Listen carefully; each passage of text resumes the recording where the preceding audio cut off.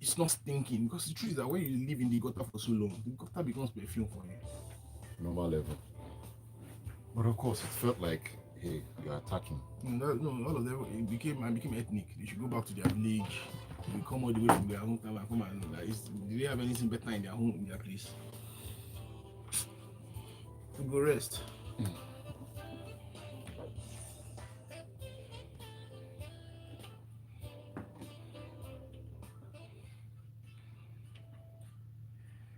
Yes, indeed. It's a cool Tuesday morning, 31 minutes past 7 a.m. This is the Smooth Breakfast here on Smooth 98.1. Love music, love life. It's Children's Day, 27th day of May 2025. Yes, your inner child should keep on kicking and, of course, doing beautiful things. And all the amazing kids out there, happy Children's Day to you. Had to put that on. In the public space, my name is Ayokunmi. Great to have you join us as we take a walk into the world of the dailies, taking a look at the headlines, the big stories. We'll get analysis. We'll take your thoughts. We'll have a jolly good time as we always do. Freshly pressed is what you are listening to. It's an interactive session, so please do well to keep up with us, join us, send your messages in. The WhatsApp number remains the same. It is 0809 444 0981. 0809 444 0981. That is the WhatsApp number. We're also on YouTube. You can find us streaming live at Smooth 981 FM Lagos. Smooth 981 FM Lagos. You can leave your comments in the chat box. I'll be looking forward to taking them as we get along. All right, joining me to take a look at the stories, a number of things that we're going to be talking about this morning. Chibuzor is in the building on a Tuesday morning. Good morning to you, Chibuzor. How are you doing today? Good morning, Lagos. Good morning, every child there. And like I said, all of you, all these agbayas with your inner child. Good No, morning, Children's Day.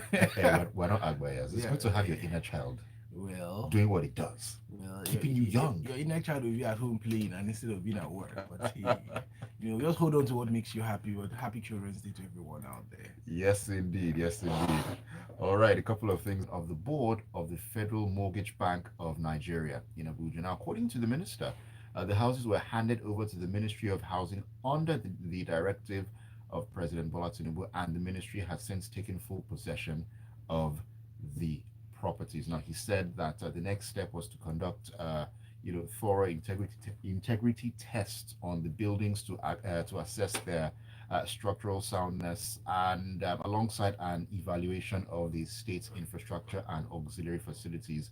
So, plans are being rolled out to disburse these properties, 753 houses seized from one person. I mean, there are two different issues here. I mean, if we decide to focus on both of them, we won't leave the particular story. But looking at the fact that these houses have been forfeited here, is there should I say, or is this an opportunity for the government to do something reasonable in terms of housing? Because I don't know how early you leave the house, but I leave the house pretty early, and right here in Lagos, you see a lot of people sleeping by the side of the bridges and so on and so forth. Yes, it used to be like that, but now it seems like it's even becoming more normal than before.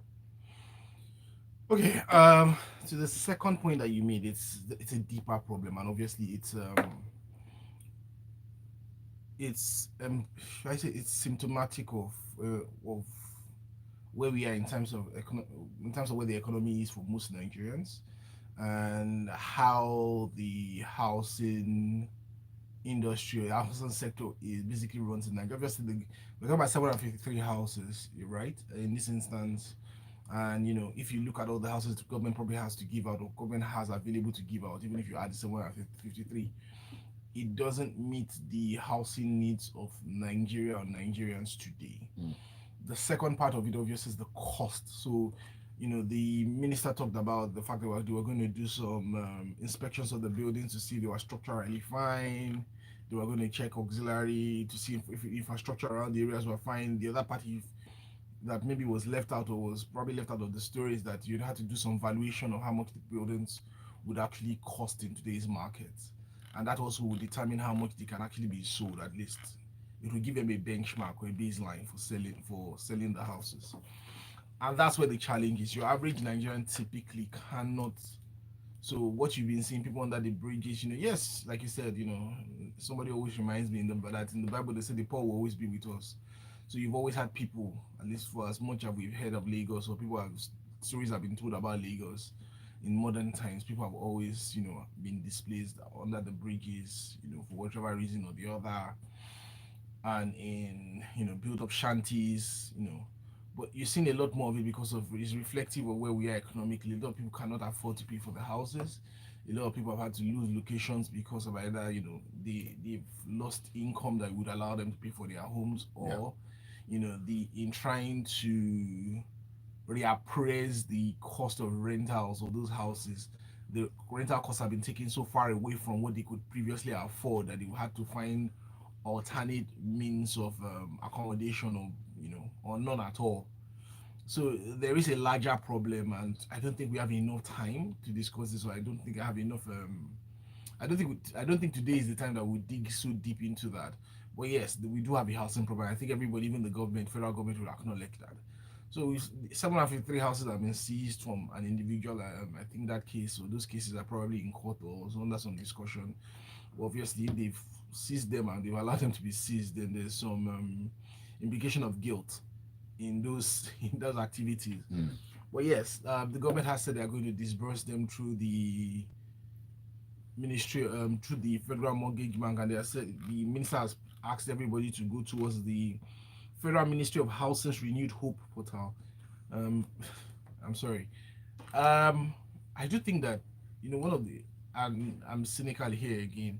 I do think that obviously housing is one of government is a continuum, and housing is one of the problems would we need to sort in this country. But when I see things like having Definitely. a special or renamed, I do hope, I don't know if it's going this portal will be renamed after the government exits finally, or the new government will continue with the renewed hope, or choose its own mantra. We'll be having to rename portals every time there's a new government with its own slogans. But yes, they're saying that they're going to disburse it through the renewed hope portal. Those who find themselves eligible will try to get it. We do pray, you know, that that process is transparent, that those that that that process would actually solve, we're going at least some steps in solving the housing problem, and not we don't end up in a situation where the houses are so far priced away from the from I'm not saying the average, because I don't think the average Nigerians can afford those houses to start with. We're so priced away that it they go to people who already have accumulated property and who will now add to the exist this continuous issue of the pricing of houses and the rental costs in the country. So I do hope there's some level of transparency, and I do hope that this actually makes a dent. But I'm hoping, because I'm adding to the renewed hope portal, but that's where we are today in Nigeria. But yes, do we have a housing problem? Yes. Do we have to, like I was pointed at the beginning, when you think about that, 753 houses have reportedly been seized, and we assume from one individual, then there's a bigger problem in how, what processes or what system allowed this kind of thing to happen in the first place, and also what kind of mind process, what under what kind of environment have we allowed this thing to happen, both from the point of the individual and for the structures and the systems that have allowed it to happen in the first place. Detecting it and trying to prosecute is a different story, but processes also should be preventive and Mm. not defined by individuals. But what we're saying is that we have these cycles after there's the exit or change of any government, where you round the first thing that happens over a period of time is that a lot of people are brought out, rounded up, fingers are pointed, EFCC jumps into business, or ICPC or whoever joins in business. They find some evidence, they go through courts. At times they are prosecuted, at times they are given leniency, at times they change parties and they get born again, and those cases disappear.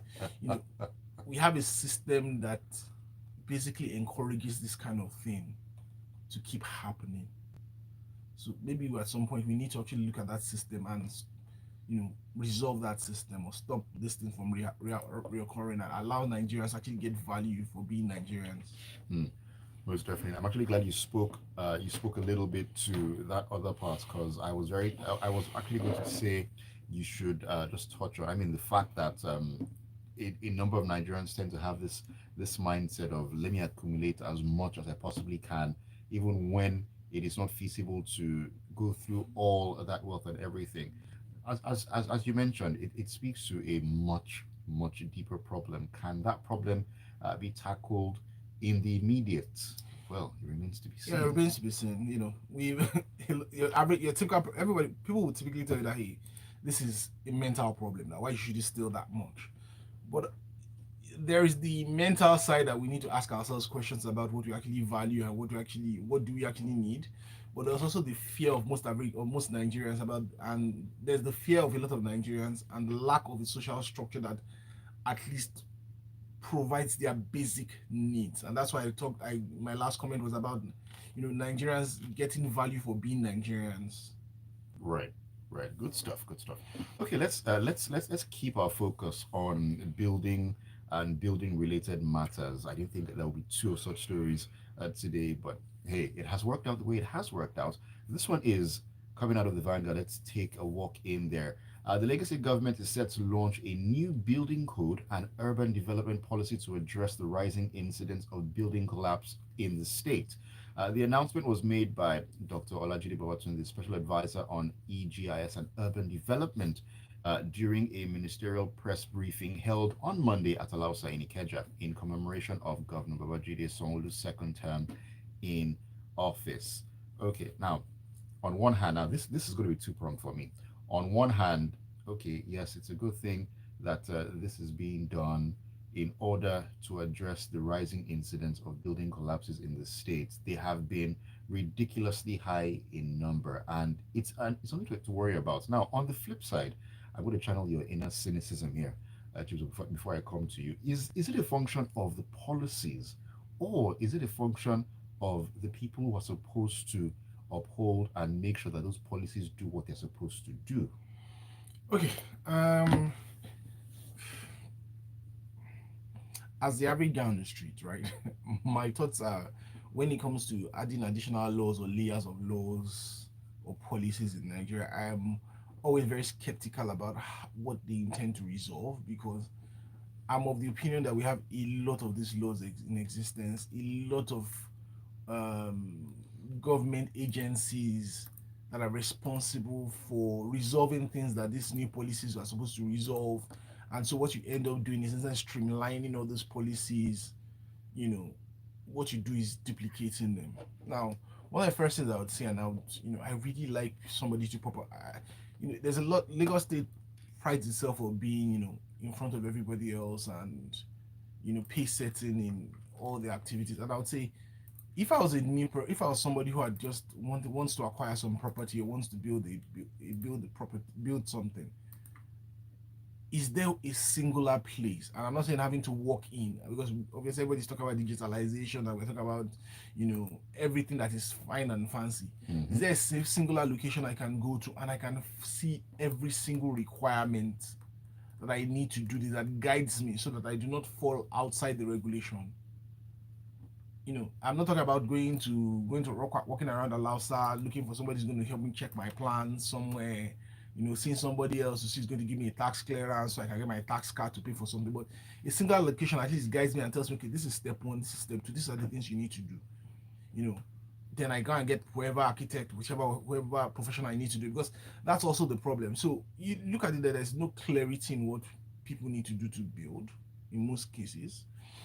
A lot of people obviously are trying to avoid costs, so you are looking at, instead of looking at professionals in quote, you get the guy who has built somebody's house somewhere, who will help you build your house. Then there's also the delays in getting approvals. There are all those things. Now, Yeah. those are typical issues with building, right, or challenges with building. Now, when you look at the collapse buildings, and one of the things, every time there's a major collapse building in Lagos, at least to my knowledge, there is typically some level of investigation. I'm not sure how many of those reports have come out to the public for the public to have a view into those reports. I'm not sure how many people have been prosecuted for negligence or whatever acts they took in terms of, you know, allowing those buildings to collapse. That is You very know, key. there should obviously, there needs to be some transparency in the number of buildings that have been seized, because we typically know that, if some buildings collapse, I know there's a law that says that, hey, or there was some pronouncement that the buildings collapse, that the buildings will be seized. We are not seeing enough of that. Also, for me, also there's the next thing that happens, which is when you bring in these new regulations or provisions, it basically adds to the cost of building these new buildings, and it basically adds to the challenge of most Lagosians today, which is being able to get affordable housing.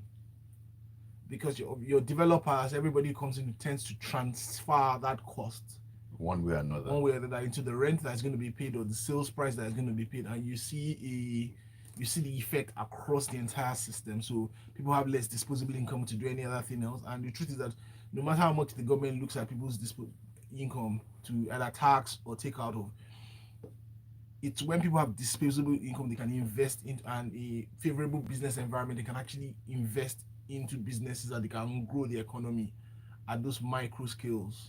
Right, right. So if you're not, it's all good to have the new policies, and I hope they work.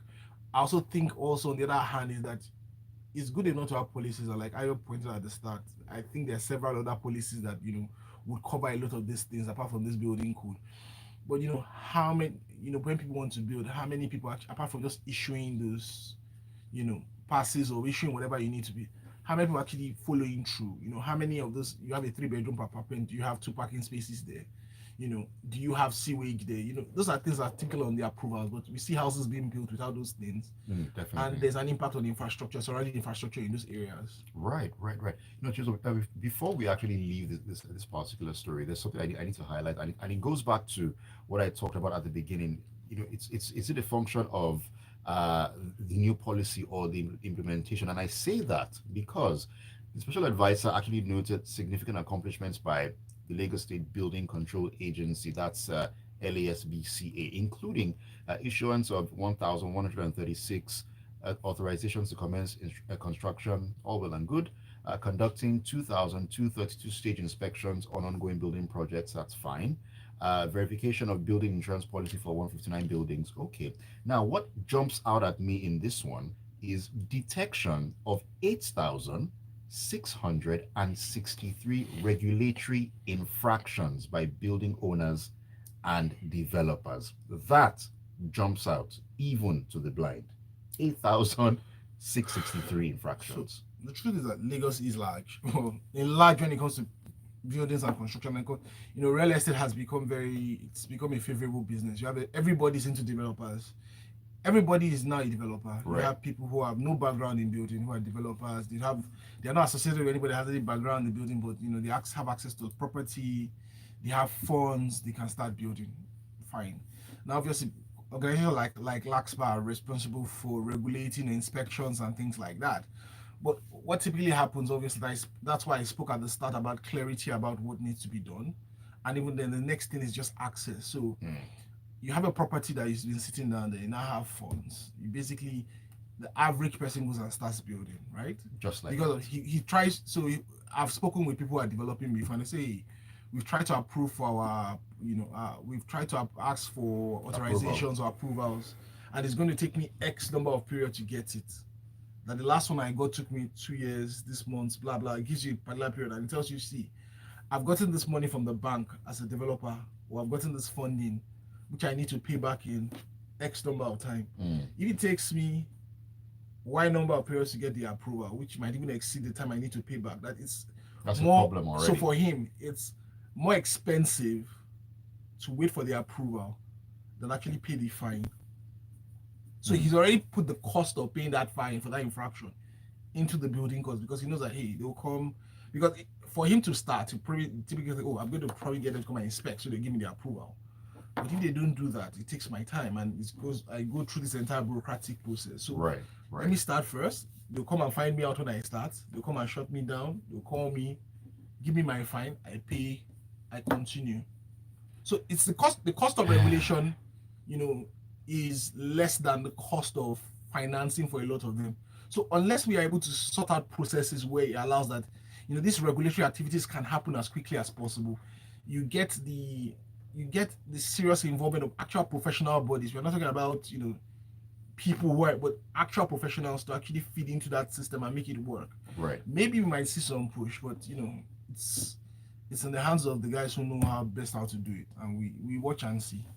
As usual, we watch and we see.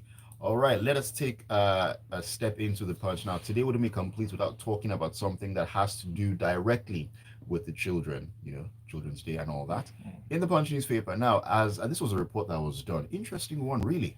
As Nigeria marks this year's Children's Day, prominent voices across academia, civil society, and government have, in conversations with the Punch, raised the alarm over the country's worsening out of school children crisis, calling for urgent coordinated interventions to rescue the nation's future. Now, the United Nations Children's Fund estimates that 18.3 million children in Nigeria are out of school, which experts say poses a ticking time bomb for national development if left unaddressed.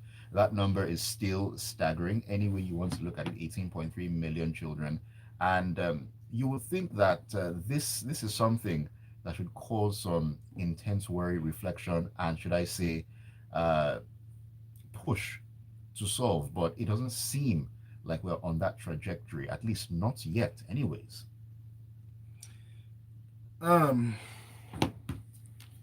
So, 18.3 million children, and that's according to the United Nations, and it's an estimate, right?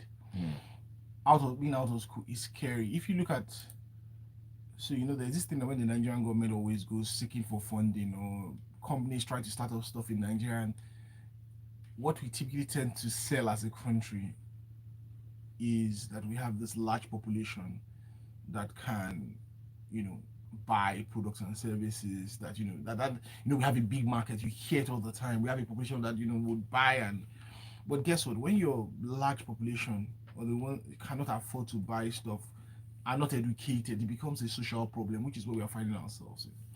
There was a time I grew up in Lagos. I've lived most of my life in Lagos, largely all my life in Lagos, basically.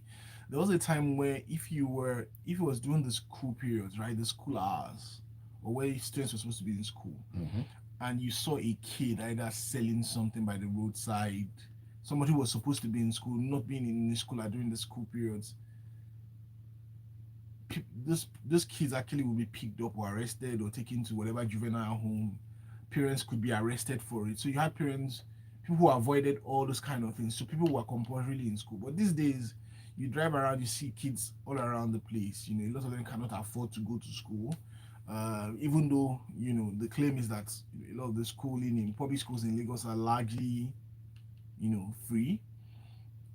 But if the kid, and they have all nice things like feeding in the school and all that, but a lot of those kids will tell you, maybe that's not their experience, or their parents can't even afford to allow them to go to school. Maybe the challenges of their economic situation at home is so great that going to school for them is a waste of time. They need to add or contribute to what is happening at home. Yeah. So they would rather, who school help, for like some people will say, school rather go and hustle and get something inside the house than for them to be in school and learning something. And you see, it's all about priorities for me. Nigeria needs to set itself priorities. The moniker or the word phrase that we keep saying, that our youth, the children, our future, blah, blah, does it actually mean anything to us as a country? If it does, then we'll prioritize at least the basic educational system. It's not about changing the number of years or changing the program. It's about ensuring that these kids have access to education. Access to quality education. We've gone from a point where a lot of people actually at the primary and secondary level actually went to public schools because a lot of those public schools offered some quality. Today, everybody is scampering into some private school for whatever reason. Either it's more accessible, either they have zero trust in the public system, all sorts of stuff. And we need to sort out that problem. Obviously, it needs funding. So, that's why I said the government needs to ask itself what are our priorities as a state. Because guess what? If we allow this 18.3 million people reportedly children to become adults, we will pay the price one way or the other. Aren't we already paying the price? No, I'm saying I'm just talking about this particular. We have a generation that has, maybe they're up to 18.3 or less, because a lot of these kids that have been taken into whatever insurgency or recruited by whatever, you see the rise of things like cultism, because even in those schools you don't have the right facilities, you don't have the right number of teachers, you don't even have the right mindset. The facilities are all, and kids you see all sorts of videos of children in primary and secondary schools being in cults. You've seen the growth of cultism outside the traditional university system into the streets now. And you see young kids who are supposed to be in school getting an education actively involved in these activities. So yes, we're already paying the price, but guess what? That price is going to take a heavy toll Indeed. as we continue to go on as a country, because you can build whatever you want to build. You can build number of bridges, you can make them fancy, put lights out, but if you don't have the people that will sustain those infrastructure, if they will keep tearing it down because they don't know any better, then you're just wasting money. Wasting money and wasting resources as well. All right, let me take a couple of WhatsApp messages. They've lined up already. First of all, this is Ajayi Ololiluwa in Magodo Sherry. He says the EFCC has done a fantastic job of recovering these 753 houses and transparently handing them over to the government. It's now left to the Ministry of Housing to ensure it also transparently disposes of the properties to interested Nigerians. All right. Kelly says, Nigerian government has not been serious and consistent about housing issues. The few housing schemes which the government executed is always hijacked by the elite, politicians, and the senior civil servants. The common Nigerian has never benefited from any government housing schemes, either from federal or state governments. The masses only benefited from government lip service to housing schemes. Good morning to you, Kenny. Babatunde Alao says, on building collapses in Lagos, it's not about the building code. A requirement to build in Lagos is too complex, and the taxation that follows is discouraging, and as such, settlement comes in that makes people violate the standards. I wish they collapse some of the agencies and make the processes seamless and affordable as well. You did allude to that, Chibuzor, about how straightforward it is to go to just one place and get everything you need in terms of the requirements and so on and so forth. We have so many duplications of these NDAs and so on and so forth. Gilbert Musa in Festac says, like Chibuzor said, the challenge of building collapses is that we have not prosecuted people who are involved in past building collapses. True. Also, professionals that are in the industry ought to be involved in building of estates in Nigeria. The Festac 1977 estate is an ideal model of a solid building type in Nigeria. All right. This is from Michael. Michael says, it's not just about collapsing buildings. What about buildings with leaking roofs and ceilings? What about homes getting flooded when it rains? What do those tenants actually do? What role does the Lagos State government actually play? Very good points there, Michael. But the thing is, a lot of these houses that you have the leakages and everything are usually as a result of them being poorly built from the start. Yeah, true. That is usually the case. That not properly built from the start. But I mean, in a situation where you have these houses, those who are in those homes, the tenants and co, what recourse do they actually have? That is another conversation to actually bring up. That's an interesting one. Need to look into that one. Idimapuza in Zurulere says, those seized 753 duplexes would definitely be sold to cronies of the government at very cheap prices. He's a wiki who's claimed to have been financing PDP in the past. Why didn't he know that PDP had been owing ground rent? If it were the APC that had been owing, would he have had the temerity to have seized said building? Interesting thoughts. Let me see here. Cisco Delgado says, good morning, Chibuzor. How many Nigerians are thinking toward that direction? Prioritizing is not our concern. And having facilities to me is not a major issue because people like me trained ourselves towards what we want in life. All right, good for you, Cisco. Tony Marine Beach says, until a more detailed investigation reveals those who are with Emefiele on this, I don't see any real seriousness on the side of the government on the matter other than a revenge mission. I only hope the loot isn't relooted. And he talks about Shegumi. We didn't talk about Shegumi this morning. And thank you for your message there, Tony. I just chose not to talk about that particular issue this morning. It's a non-starter for me. Joseph Meyer says, who is deceiving who? Is it today that properties have been seized and confiscated by government security agencies? Why is it this particular estate that was seized from Emefiele is being publicized, which in reality has been shared among party loyalists and elites? Joseph, calm down. Go to the Renewal portal. Yeah, go to Renewal portal and search for your own house. Exactly, search for the one that works for you there. Don't just assume now. He says the money stolen by money stolen allegedly by MFLA belongs to Nigerians, not certain few citizens. So a transparent process should be done in the sale of said properties. And Barrister Danokoda says more houses should be seized from treasury looters. The housing deficit is huge. Yes, indeed, it is a very huge housing deficit. And Chibuzor, as you mentioned, 753 houses definitely will not, should I say, make a dent in where we are right now. But as we wrap up in the conversation, just share a few words of wisdom for each and every one of us out there. Uh, Nigerians just like the government says, we should hold on to hope. But also Nigerians also should. I think we should just keep questioning ourselves as Nigerians. What is of value to us as a country? What is of value to us as individuals? Maybe when we understand what is of value to us as individuals, then we'll be able to put aside some of these small things that we spend a lot of time and energy on. Tribalism, um, small party politics or negative party politicking, you know, and would focus on how do we move this potentially great country a step forward Hmm. in the form that we are today. Because a lot of Nigerians have different views of the consequence of this country. But guess what? Once we remove any part of it, we're no longer Nigeria. And I think personally that we're stronger together as a people. How we do that is our own choice. But yeah, for today, let's also celebrate Happy Children's Day. Let's push the government as the people to make sure that the children are prioritized. They have the schools, they have the health, and they have what they need to actually become stronger and better adults and better citizens to this country. Mm.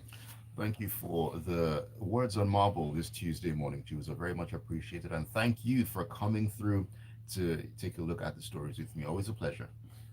My pleasure today. Again, I thank you very much. All right, Lagos. Thank you for being a part of the show, Freshly Pressed. Keep it tuned to the Smooth Breakfast, 8:15. We'll take a walk into the grapevine. It's all about the gist and entertainment news within that space. Don't go anywhere. Headlines, the stories, the news. Hey,